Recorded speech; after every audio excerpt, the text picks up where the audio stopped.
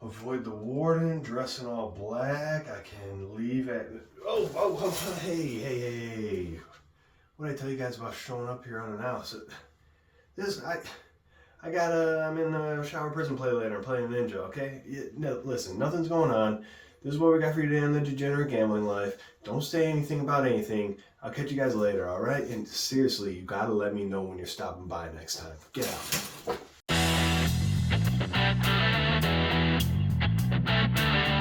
How's it going, everyone? The fantasy football playoffs are upon us. It's that exciting time of the year, and I'm not talking about Christmas.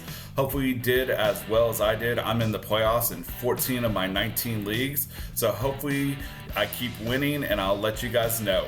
Now, the things we got right. Hopefully you listened to Jacob on the waiver wire ads. Most of them were good for you to start this past week or for you to hang on for the upcoming schedule. He told you to pick up Matthew Stafford. He came through for you even in terrible weather. I was wrong telling you to sit him. We'll get into that. Next, Ezekiel Elliott having that monster game and what everyone was predicting to be a dud. Hopefully you started him. There's a few leagues I had him on my bench. I wish I would have started him. Hopefully you did. Next, those that listened to me to sit CJ Stroud. He had a terrible matchup. He was without wide receivers. It just wasn't a good situation. So hopefully you sat CJ Stroud. Now the things we got wrong. Myself telling you to sit Matthew Stafford against a tough defense. Terrible weather. Hopefully you didn't listen to me or you had no other choices and you played Stafford. Then we finally get to pick on Jordan. He told you to start Noah Brown, and Noah Brown gave you a big old goose egg. Hopefully we do better for you than this week's selection of start sit. Now, this week's hot takes. Justin Jefferson. I don't know if he really got injured or if he just saw the terrible quarterback play and he was like, yep, that's it. No more for me. I think he's just going to be kind of done until he gets that big paycheck for next season or until they have a better quarterback. Next, the Yankees. They did what I told them not to. They traded for Juan Soto. Man, Yankees, you did it. Now go ahead, get the Japanese phenom. He's 25 years old, and you probably need to get a guy that is a good bat to contact. Think Michael Brantley 5-10 years ago. Trade for him. There's not much out there on free agency, but that's what you got to do, Yankees. Defending champs, Rangers. You guys need an ace. Think Blake Snell or the Japanese phenom, because you guys got lucky. You had a bunch of quality 2s, maybe 3s that kind of pitch over their head. All of your ace type pitchers are either out with Tommy John or they're just in super old. So I would recommend Rangers picking up a starter. Finally, Liverpool on top of the chart. Jordan, where's your team at? All right, let's go. Hopefully they can keep winning and stay on top. That's our hot takes and things we got right and wrong. You want that plastic working? Come Miller time. You know, I can foresee a lot of possible outcomes to this thing, and not a single one of them involves Miller time. PMA. Positive mental attitude. If you are out of the playoffs, do not make any waiver pickups. There's no need to worry about setting your lineup anymore unless your league has individual consequences for getting last place or least points scored, something like that. But as long as your regular season's over and you're eliminated, you can feel free to mentally check out and just enjoy the NFL in the last few weeks for what it is. Now, if you're competing on the other hand, we have 2 stages. You either got the bye or you're playing the first round. If you got the bye, I'd be looking ahead to week 16 and getting my lineup set. I'd also be looking at who I'm most likely going to be playing and seeing if there's any weaknesses in their lineup and seeing if I can make any waiver wire pickups to block them and limit their ceiling in week 16. Now, you may end up picking the wrong team, but at least you're making a move to try to increase your odds. Most of the guys on your bench will be droppable in the playoffs if you're not using them. Think about it, you're going up against the other best teams. They're probably not going to start your bench players if you're not going to start your bench players, so you can safely drop some better players for some more strategic pickups that may actually help you win a championship or at least win your week 16 matchup. Now, if you're just made it into the first round, if you're a seed 3 through 6 and you're playing, I'd just be looking to do whatever I can to maximize my week 15 lineup. Don't look ahead, don't get cute, and And the golden rule of fantasy football this time of the year: play the guys that got you there. Play the consistent, high floor, high upside guys that you played week in and week out that got you there. There might be some newer, hotter names that have risen to the top. Don't be afraid to get those guys in your lineup, but in general, you want to play the guys that got you there. That's the best piece of advice I can give you. Lastly, in Dynasty, yes, your season may be over, but I'd be looking to assess my team and see where I'm at. Do I have enough pieces to contend next year? How many draft picks do I have? Do I need to trade away some older players and try to get draft picks? Assess where your team's at. Look at some other teams, see if you can make some moves. Even if the trading deadline has passed, it will probably reopen in just a few weeks in your league if it doesn't stay open all year anyways. So I'd be looking to make moves and keep the dynasty ball rolling all year long. Those are my tips for you guys this week. Good luck. Hopefully you made the playoffs in your league. If you didn't, make sure you're subscribed so that next year you guys can. Because if you listen to us, you will make the playoffs in your league and hopefully bring home the championship. See you guys next time. 10. 10 ought to do it, don't you think? You think we need one more? You think we need one more?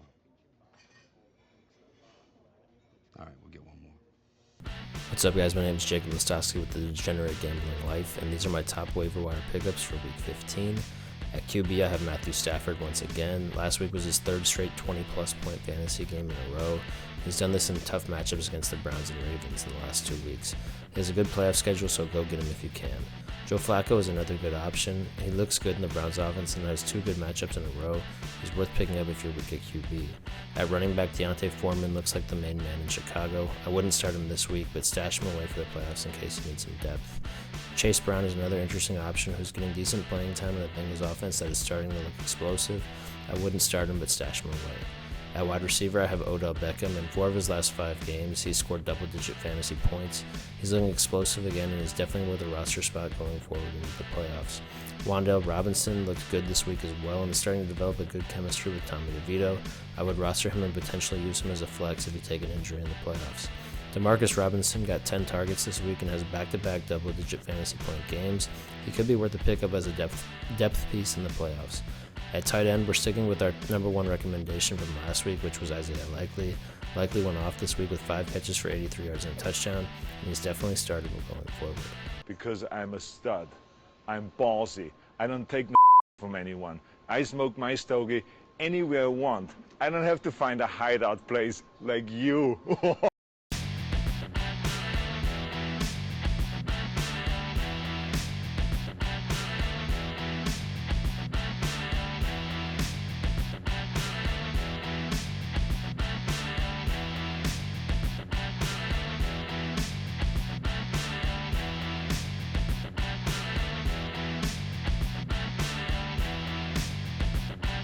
How much you want to make a bet I can throw a football over the mountains? Well, if Coach would have put me in 4th quarter, we'd have been state champions, no doubt. No doubt in my mind. Let's quickly jump into some quarterback start sits. First up, start Brock Purdy. He has a juicy matchup against the Cardinals. Don't need to say any more about that. Then Matthew Stafford against the Commanders. I expect him to keep rolling. Finally, CJ Stroud, if he's clear to play, I expect him to put up some very good numbers against the Titans. Now, your sits. Gardner Minshew against a tough Steelers defense. If you can, I would sit him. Then, Tua Tagovailoa. You might not have a choice. You might have to just roll with him. But against the Jets, I would look for other options. And finally, Justin Fields. And I'm not picking on him just because he's a Bear. But against that Browns defense, I think they can contain him from running, and their corners have been shutting down people, so I would look for someone else. Those are your start sits at quarterback. These are my starts and sits at running back for Week 15. Start DeAndre Swift. He's had 3 bad games in a row, but he has a dream matchup against the Seahawks this week, who are giving up 159 rushing yards and 2 rushing touchdowns per game over their last 3 games. Start Aaron Jones if he's healthy, or A.J. Dillon if he isn't. The Packers have a great matchup versus the Buccaneers, who are giving up 2.3 rushing touchdowns per game over their last 3 games. Start Keaton Mitchell. The Ravens' offense has been rolling, and I think he could have some explosive plays in this game. The Jaguars' rushing defense is fairly strong, but is susceptible to runners who can get to the outside and make big plays. Start Rashad White. He should be a must-start every week, but this week he could be running back 1 overall. Green Bay struggles stopping the run, and they just gave up 2 rushing touchdowns on Monday night. Sit Chuba Hubbard. He's been on a roll lately, but this week he is going up against a fierce Atlanta Falcons run defense. The Falcons give up less than half a rushing touchdown per game for the season. Sit James Conner. He was great in his last game, but this week he's going up against the ferocious 49ers run defense. I would roll with other options. Sit Minnesota running backs, and this week Cincinnati is coming on strong versus the run, and I expect the Vikings to lean more on the pass in this game. Here are your Week 15 start sits at wide receiver. Cooper Kupp should see plenty of opportunity against the Commanders' defense, who is having issues covering anyone. I do not expect Amon-Ra St. Brown to continue his underwhelming performances. Look for him to get plenty of points in what I think could be a high-scoring game. I know we've been picking on Devontae Adams and his production this year, but he has double-digit targets in 3 out of his last 4 games, and he's going up against the 31st ranked pass defense in the Los Angeles Chargers. Look for him to finally produce big. I'm sitting Odell Beckham Jr. this week. While he has been somewhat consistent these last few weeks, I'm not a fan of his matchup against the Jaguars. Also sit George Pickens. Really, I'm staying away from anybody on the Steelers offense like the plague. Get him out. Alright, my Week 15 sit start at the tight end position. I'd be looking to start Kyle Pitts. He is starting to come on a little bit. It seems the Falcons' offense is finally clicking, and they do get Carolina, a team that has nothing right going for them. In Week 15, I would start Kyle Pitts. On the other side, I'd be looking to sit Dallas Goedert. In his first week back from injury, he only had 4 targets for a total of 30 yards.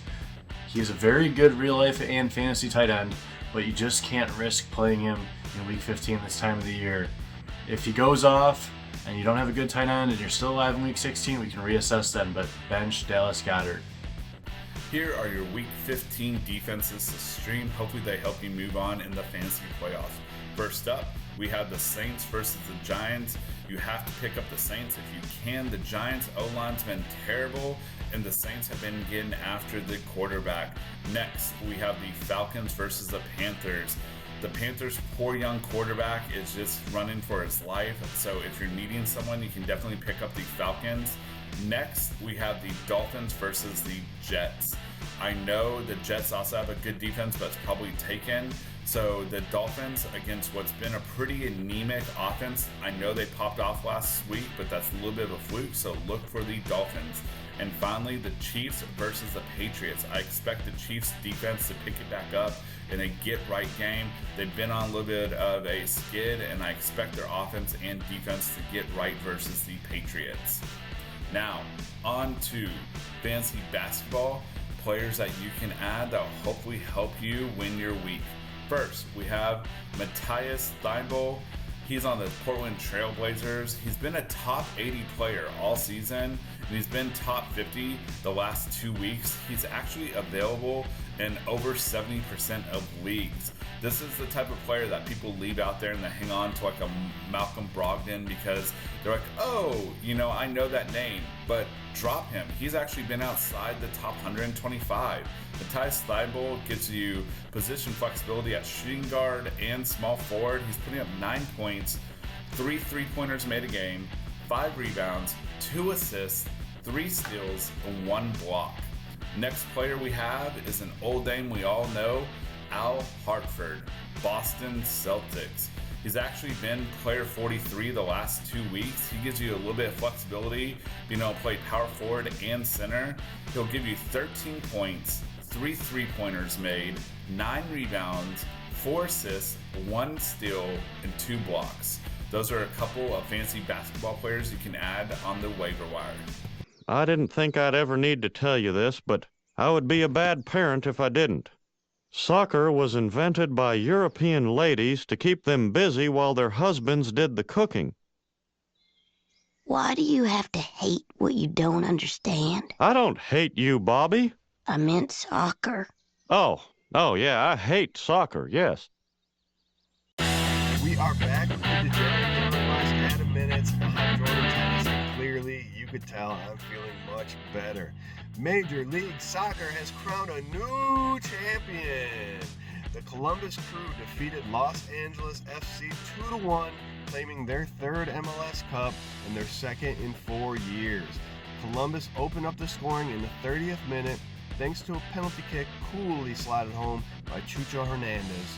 The Crew would ride that momentum and double their lead 4 minutes later when Yaboa was put in on goal and had no issues beating LAFC's keeper. LAFC would continue to stay somewhat competitive throughout the game, clawing one back in the 74th minute, but ultimately they would fall short to winning back-to-back championships. Crew coach Wilfred Nancy has become the first black coach to hoist the MLS Cup, capping his first season in charge of the club. He had joined with big aspirations for long-term success, and clearly you can see it's already paying dividends in the short term. Columbus had led the league this year in goals scored, so it'll be fun to see Nancy's philosophy and play style continue to evolve over the next few seasons.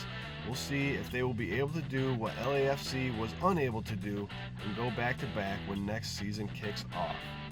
The Copa America is coming to the United States. This prestigious South American international tournament is heading north this coming summer. A special edition of the tournament will feature 6 nations from CONCACAF and will serve as somewhat of a prelude to the World Cup here in 2026. Group A will see current Copa America and World Cup champions Argentina battle with Peru, Chile, and the winner of Canada and Trinidad and Tobago. Group B could potentially be wide open. Mexico are the favorites in this one, and they are followed by Ecuador, Venezuela, and Jamaica. Group C features the tournament host USA. However, group favorites are Uruguay. USMNT will have to rely on the fans to help boost them to the knockout round over Bolivia and Panama. And Group D has some more firepower with Brazil and Colombia headlining that one. Paraguay and the winner of Costa Rica and Honduras will round out that group. We cannot wait to see the United States men's national team test their mettle against some of the best countries this side of the world has to offer. Should be a fantastic tournament, and we'll have all the information for you guys right here on this channel come summer. I hope you guys enjoyed this week's edition. We'll catch you next week. Have a good one.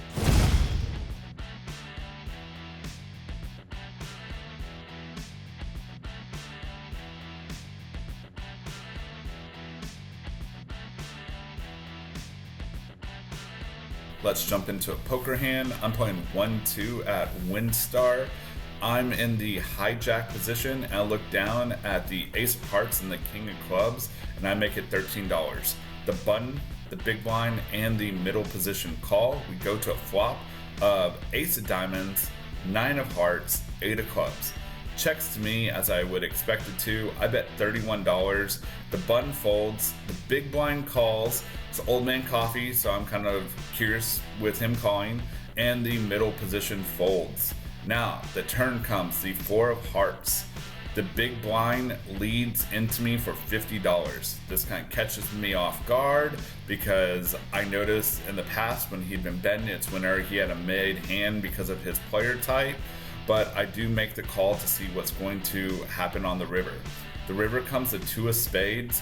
Now the big blind leads out for 100. Even more alarm bells. He's bet an even 100. Usually that's whenever he has a monster. Again, he's an Old Man Coffee type. I convince myself that he has 2 pair and I fold.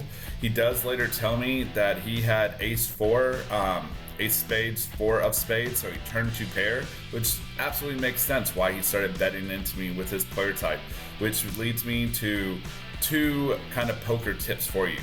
First, in lower limits with ace king, it's better to hit your king because if you hit your ace, a lot of people are playing ace anything. So I kind of proceed with pot control with ace king if I hit it because I really don't want to bloat the pot and they have 2 pair. I know that's a little bit nitty, but in lower limits, that's definitely something you should be thinking about. Next, know your player type. Is an Old Man Coffee. him betting into me. Alarm bells should be going off. Watch the players. When you're at lower limits, that's super important to watch the players you're playing against. Now on to some news. As everyone knows, please come say hi to us. We'll be in Vegas for the Super Bowl February 8th through the 12th. We'll be playing at Mandalay Bay on February 8th at 6 p.m. Come say hi to us, play, get some merch from us. Hopefully you come watch the Super Bowl with us or play some other games while we're in Vegas. We are definitely going to be playing all weekend, so come say hi to us. If you haven't yet, please like, comment, share, subscribe. We'll see you next week.